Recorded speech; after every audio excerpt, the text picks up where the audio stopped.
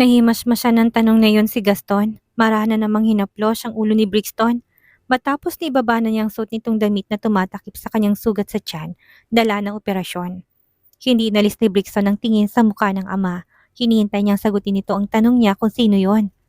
Hindi ang babae ang gusto niyang makilala, kundi ang batang may pangalang Seska, na mukhang inaagaw sa kanyang daddy niya. Ilang beses niyang narinig yun ang pinagtatalunan ng kanyang mommy at daddy. Mommy ng batang may pangalan na Seska. Huwag kang mag-alala, hindi mo siya kapatid dahil hindi naman siya anak ng daddy. Anak siya ng katrabaho ko at ng buong pangalan niya ay Francesca. Walang interes sa mga matang yumakap si Brixton sa kanyang ama. Hindi siya papayag na pinapaiyak nito ng tahimik at sinasaktan ang kanyang mommy. May inaayos lang na problema nilang daddy kaya nababanggit ko siya. Nang makita yon ay walang paalam na umakyat na si Nati sa ikalawang palapag ng villa. Malayo yun sa itsura ng villa ng kapatid at hipag niya. Ngunit masasabi niya na pagdating sa karangyaan ay parang pantay lang. The French-style decoration was very beautiful and romantic, especially the whole piece of light lace, curtain on the floor to ceiling window. Nagustuhan agad yun ng babae, oras na kanyang nakita. Hinawi niya yun at natanaw niya sa malayo ang papalubog na araw sa karagatan. May dagat din ang likod ng kanilang villa, kagaya na sa kanyang kapatid at hipag. Napuno ng excitement ng puso na ni Nati. Gusto kong makita. Bulalas niyang mabilis na pumanaog ng hagdan at nagtungo sa likod ng bahagi. Hindi niya na inalam kung nasaan ang kanyang mag-ama. Tuloy-tuloy ang lakad niya sa likod. Kailangan niya pang magtanong sa maid dahil hindi niya mahanap ang daan patungo doon.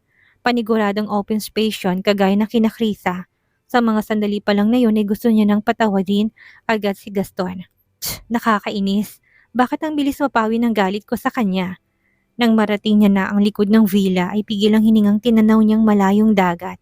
May swimming pool sila doon, gaya ng sa kanyang kapatid at may hagdan pababa ng dagat. Sobrang ganda ng tanawin yon na kinakailangan niya pang takpan ang kanyang bibig sa labis sa pagkamangha sa tanawin. Nanumbalik sa kanyang isipan ang masasayang nangyari sa kanilang nakaraan ni Gaston. Isinantabi niya na ang masasakit, hindi niya na yun sinama pa sa kanyang binalikan.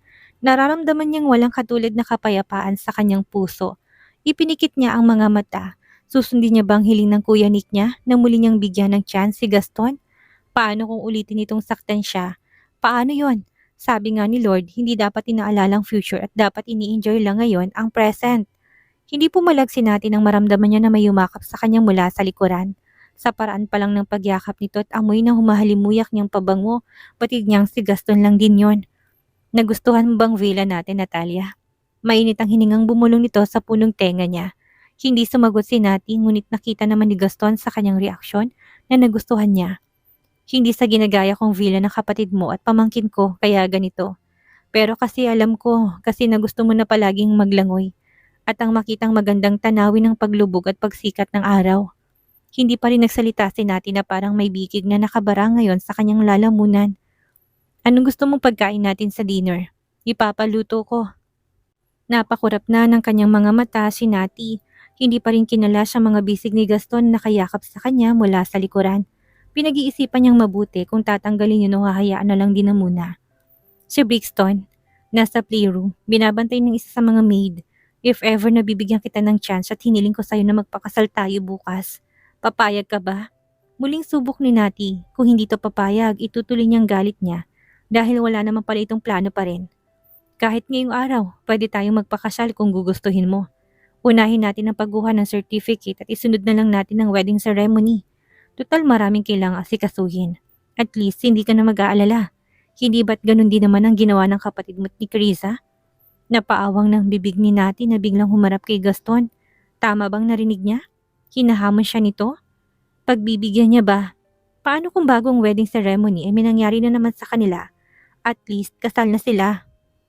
Legal wife siya at may karapatan na siyang gawin kung ano rin ang gusto niya. Ngayon, kalmado ng tinig na tanong ni Nati habang nakaugnay ang tingin sa mata ni Gaston.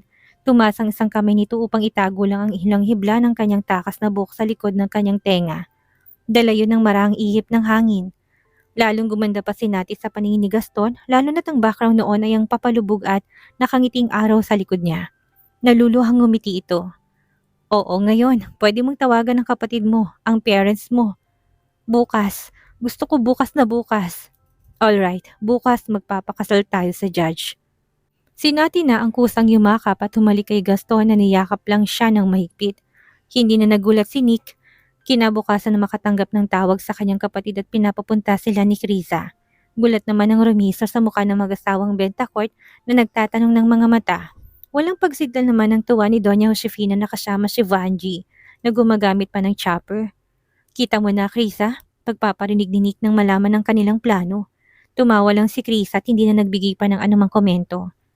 Paano ceremony? Tanong ni Mr. Bentacourt na hindi pa rin nakukuha kung bakit ganun ang nangyari. After a month po, Daddy. Si Gaston na nautal pang tawagin si Galier noon. Nangako si Nick ni isang buwan lang at matatapos ang case na nilalaban nila kay Rosafe. After ng isang buwan na yon ay sa kanila planong magpakasal sa simbahan. Sa Baguio pa rin ang kanilang napagkasunduan sa mansyon din ng mga Barcelo ang magiging reception. Hindi yung tinutulan ni Nati natapos ang intimate wedding nila ni Gaston nang sila-sila lang ang nakakaalam. Maraming magtatampo sa kanilang relatives kung ibubulgar pa. Ang mahalaga kay Nati ay matatawag na siyang asawa ni Gaston. Ano masasabi mo ngayon, Mrs. Barcelo? Biro ni Krisa na bagyang binugong balikat ni Nati nang magtungo sa kusina upang kunan ng tubig si Nisa. Masaya ka ba? Kita mo, madadaan naman sa madaling usapan. Hindi niyo na kailangan pang pahirapan ang mga sarili niyo. Hawakan mo siya sa leeg. Natawa lang si Nati na namula ng muka sa naging biro ni Krisa. Humabol na kayo, may license ng pagsasama niyo. Kailangan bago matapos ang taong ito, may kapatid na si Brixton. Patuloy nitong panunukso na kininitan pa si Nati na pulang-pula na doon ang muka. Naging mapayapa ang sumunod na araw sa kanilang pamilya na mas pinili lang na manatili sa villa. Parang nasa alapaap ang pakiramdam ng mag-asawa, yung tipong pakiramdam nila ay walang anumang problema silang hindi makakayang harapin. Kasabay noon ay sinulong ni Nick ang kaso dahil magaling siya. Naging maayos ang takbo noon at hindi nagkaroon ng aberya. Unang trial pa lang ay nabigay ng custody ng bata sa mga magulang ni June na naging dahilan upang maging sobrang maging masayang mag-asawa. Sa sobrang tuwa ng mga to ay nagbiyahe pa sila patungong Manila upang pasalamatan lang si Gaston sa personal. Hindi na nagawa pa ng mga to na magpaalam kay Gaston ng kanilang gagawin. Nasa guard na sila mismo ng villa nang malaman ni Nati at Gaston ang ginawa nilang pagpunta. Nang mga sandaling yon ay kasama ni Gaston ang kanyang mag-ina sa sala at nagsisiesta. Sabay silang napatingin sa may pintuan nang dumating ang maid upang ibalitan tungkol dito. May bisita po kayo, dalawang matanda na mag-asawa at may kasamang isang batang babae. Agad na nahulaan ni Gaston kung sinong kanilang bisita. Kung kaya naman alanganin na siyang napalingon kay Nati, na bahagyang napamulagat ang mga mata sa labis na gulat. Puno na kaagad ng pagkadismayang mukha nito kahit na alam niyang hindi naman yung sinadya ng asawa. Napag-uusapan nilang mag-asawan tungkol sa bagay na yon, ngunit hindi sila umabot sa puntong kung sakaling may pagkakataon ay makikipagkita sila sa bata. Wala man itong naging kasalanan, hindi pa rin maalis ni Nati sa katawan ng uminit ang ulo pagdating sa kanya. Tumayo na si Nati. Tumayo na rin si Gaston na hinarangan na si Nati na makita niyang mukhang lalayasan silang mag-ama. Hinawakan niya na ang kamay ni Nati, pinapungi ang mga mata upang makiusap sa kanya. Huminga lang ng malalim si Nati at nanatiling tikom ang bibig. Wala naman siyang ibang naisipahiwatig. Ayaw niya lang talaga na silang harapin ngayon. Nati, huwag ka na sanang magalit. Hindi ko rin alam na pupunta sila dito. Alam mo naman lahat ng ginagawa ko, hindi ba? Nabubuksan mo rin ang phone ko. May access ka sa social media account. Kitain mo sila. Mahina ngunit bakas ang lungkot sa tinig nito. Hindi kita pinagbabawalan pero huwag mong pilitin na samahan pa kita. Ayaw ko siyang makita. Hayaan mo na lang ako. Nati, hindi ako galit sa'yo. Ayaw ko lang talagang humarap at makitang batang yun. Hinayaan at sinundan na lang ng mga mata ni Gaston ang ginawang pagbanhik ng asawa sa hagdan. Iniwan ito si Brixton at hindi piniling isama sa kanyang pag-akyat. Ayaw niya lang talagang makitang bata sa ngayon. Kabaliwan man pero umukit ng galit sa kanyang pusong bagay na yon. Wala man itong kasalanan, damay pa rin ito sa inis na naramdaman ni Natalia. Sige, papasukin mo sila. Nilingon ni Gaston ang anak na nakatingin sa kanya ng mga matang puno ng katanungan. May bisita po tayo, Daddy? Nakangiting tumango si Gaston at kinaraga ng anak. Natatandaan mo ba yung sinabi kong anak ng katrabaho ng Daddy? Si Seska? Sila yun, Brixton. Kumarap lang ang mga mata ni Brixton na sa mga sandaling yun na hawak ang laro ang truck. Sa puntong yun ay nakapasok ng dalawang matanda kasama si Seska. Marami silang dalang pasalubong na pilit na ibinigay kahit na tinanggihan ng mga yun ni Gaston. Hindi na po kayo dapat na nag-abala. Wala namang kulang dito. Gumastos pa kayo. Sige na po Mr. Barcelo, tanggapin niyo ng aming munting nakayanan. Bilang pasasalamat, nakangiting pinagmasdan ng matandang babae si Brixton na salit-salita ng tingin sa kanila habang karga pa rin ni Gaston. Humalik lang si Seska sa isang kamay ni Gaston at kapagdakay kagad na ring lumayo dahil sa naging matalim na paninitig ni Brixton sa kanya. Ayaw nitong lubayan ang mga mata ng bata. Ngumiti si Seska kay Brixton ng maliit na kaagad na pawi dahil hindi siya nito ginantihan. Maya-maya pa'y nagpababa na si Brixton sa ama habang nagsisimula na mag-usap ang matatanda.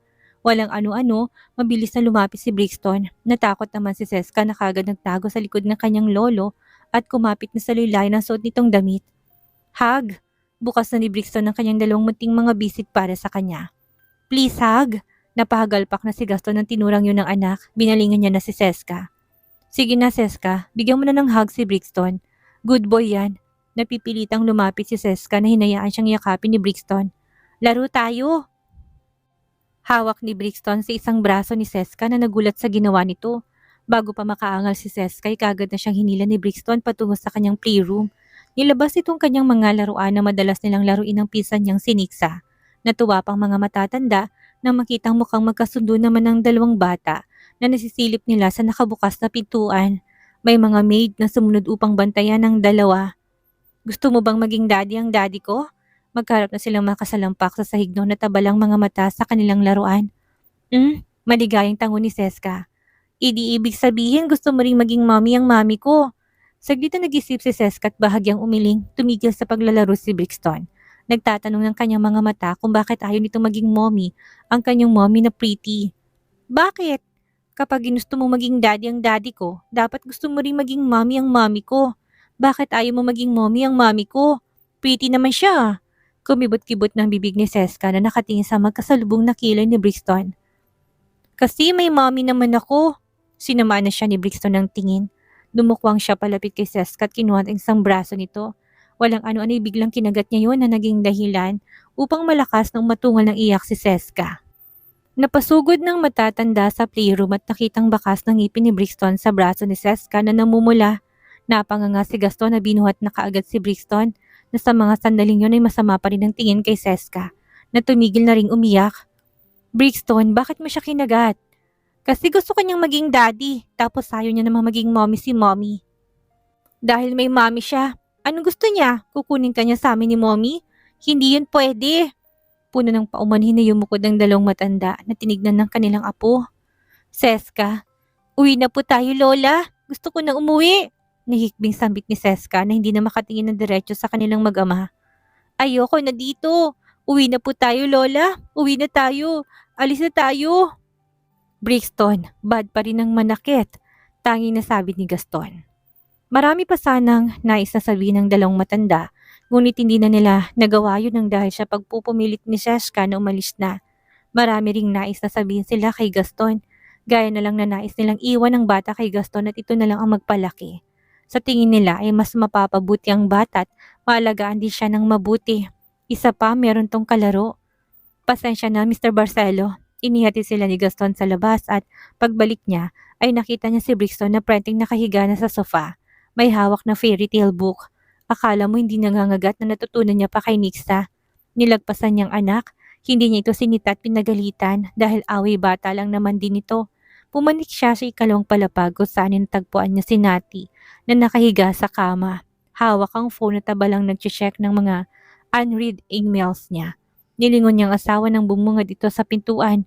Nangunot na doon ng kanyang noo. Tapos na sila kaagad. Umalis na sila, lapit ng asawa na nahiga sa kanyang tabi at kagad na yumakap. Ha? Ang bilis naman. Malayo naging biyahe nila. Hindi mo inalok na manatili na muna dito kahit isang gabi? Nakakapagod ang biyahe. Hindi mo malang din yata sila pinakain na muna. Napangiti na si Gaston na hinalikan ng tuktok ng ulo ng kanyang asawa. Yun nga sanang plano ko, kaso si Seska nagaya nang umalis na kaagad. Natigil sa kanyang ginagawa si Nati. Natatandaan niya na gustong-gusto nitong asawa niya. Bakit? Natakot kay Brixton? Kinagat? Napabangon na si Nati nang marinig ang ginawa ng kanyang anak. Binatawan ng kanyang phone na tinarap ng asawa. Hindi niya malaman kung matatawa ba siya o maiiyak doon. Pasaway, tanging nasabi ni Nati na nailing na lang sa inasta ng anak sa kanilang bisita. Hindi na doon nagsalita si Gaston. Humigpit lang ang yakap nito sa kanya na naglalambing. Ngayon, settled ng lahat. Ang mga magulang na ni June ang mag-aalaga sa kanya. Okay? Kibit-balikat na sambit ni Nati na yumakap na rin kay Gaston. Ilak ko ang pintuan, makahulugan niyang tanong kay Nati. Umani na ng pinong mga kurot sa tagiliran si Gaston dahil sa kalokohan nito. Tumigil ka nga, sa kabila ng pag-aangal ni Nati ay tumayo na rin ang kanyang asawa at nilak ang pintuan. Puno ng kalokohang binalot ni Nati ang katawan niya sa comforter kung kaya naman. Pagbalik ni Gaston sa kamay, nahirapan tong tanggalin yon. Kinakailangan pa niyang pagulungin ng asawa na malakas na ikinahagalpak ni Nati dahil nakita niyang hingal na doon agad ang asawa. Ayan, kulang na kulang ka kasi sa exercise. Kaya nga mahirap lang din nasabayan mo kong mag-exercise. Gigil na halik ni Gaston sa kanyang labi na bahagyang bumaba sa kanyang leeg. Sabayan mo kong magpalakas ng buto. Sandali, baka kumatok si Brixton. Hindi yun. Busy siya at pwede rin nating sabihin sa kanya na huwag siyang istorbo dahil bibigyan natin siya ng kapatid para hindi nang awin ng ibang bata at masanay na may kalaro. 2 beses na silang kinatok ng maid upang ayahin kumain, ngunit hindi pa rin sila lumabas. 8:00 na ng gabi at gusto niya pang ulitin ni Gaston ang pag-angkin sa asawa. Hindi pa tapos ang honeymoon phase nilang dalawa, kung kaya naman ganun pa sila. Hindi pa tayo lalabas? Mamaya pagkatapos pa ng isa. Pabirong sinapak na ni Nati ang braso ng asawang nakayakap sa kanya na para bang mawawala siya kung hindi niya gagawin yun. Mahinang kinatawa lang yun ni Gaston na natutuwa pa. Pwede namang mamaya na lang ulit pagkatapos kumain. Hindi pwede, nandito na nun si Brixton at mahihirapan na tayong sumimple dahil sa gitna natin siya nahihiga kahit pa na meron naman siyang sariling silid, kagaya ng mga pinsan niya. Hindi ba wala na naging reklamo pa si Nati kung hindi ang pagbigyan na lang ang gusto ng asawa? Sa totoo lang ay gusto niya rin naman, bakit niya yun pipigilan? Mag-asawa rin sila ni Gaston. Oo na, panalo ka na. Bahagyang kagat sa ibaba ng asawa na may halong gigil. Alam ko na kung saan nagmana si Brixton, sa'yo, hilig mo ring mga gati. Pagkatapos ng panibagong round ay nakatulog silang mag-asawa ng ilang oras pa. Gumalaw si Nati na akmang babangon ng maramdaman ang ginawang paghalik sa labi niya ng asawa. Ano isa pa? Mapaghamong tanong niya nang mariing kinapilig ng ulo ni Gaston. Hindi, ubos ng katas at pawis ko. Bukas naman. Halika, bangon na tayo. Gutom na ako. Okay, kailangan din nating i-check ang sugat ni Brixton upang lagyan ng ointment. Sabay ni silang bumangon at nagsuot ng damit. Gising pa rin si Brixton pagbaba nila. Halatang antok na ito na panay ang hikab ngunit hindi magawang makatulog dahil sa paghihintay sa kanyang mga magulang. Kumain ang mag-asawa at pagkatapos ay muling umakyat at natulog. Brixton, sabi ng daddy, may inaway ka raw na bata kanina. Boy ka, tang boy, hindi pumapatol sa girl. Iyakin ng mga girl, kaya dapat hindi ka nang away ng girl. Hindi siya kagaya ni Nixa. Nang marinig ang sinabi ng inay, kagad na siyang napadilat na parang naging sariwa na rin ang lahat. Kasi mommy, gusto niyang maging daddy si daddy pero ayaw ka naman niyang maging mommy. Katwiran nito na ayaw patinag na ilaban ang alam niyang tama lang ang ginawa. Sabi niya may mommy na siya, si daddy lang ang gusto niya. Hindi pwede yun. Kung gusto niyang maging daddy si daddy, dapat gusto ka rin niyang maging mommy. Hindi po ba tama naman ako? Napakulap na si Nati. Wala nang mahagilap na mga salita upang ikatwiran sa anak. May punto naman pala ito. Manang-mana talaga sa kanya. Ang akala niyang walang dahilan, ng away lang, nilingan na silang dalawa ni Brixton na hinawakan pang tig-isang pisngi nila ng kanyang asawa. Hindi ako papayag nun. Kukunin niya sa atin si daddy? Kakagatin ko pang pisngi niya. Makahulugang nagkatingin na sina Gaston at Nati. Parehong alam na aware ang kanilang anak sa kung anong nangyayari sa kanyang paligid. Observer, bibo at matalino na kagaya ng pinsan niyang si Nixa. Hindi yun mangyayari, Brixton. Sagot ni Gaston na sinisigurado yun sa anak. Sa aming dalawa ng mommy mo, walang kukunit, walang mawawala sa'yo. Naintindihan mo, ha? Tumango lang si Brixton sa tinura ng ama. Bumangon ito sa salita na tinaniman ng halik. Ikinagalak naman yun ng puso ni Nati dahil alam niyang tutuparin na yun ni Gaston dahil wala nang ibang hadlang sa kanila.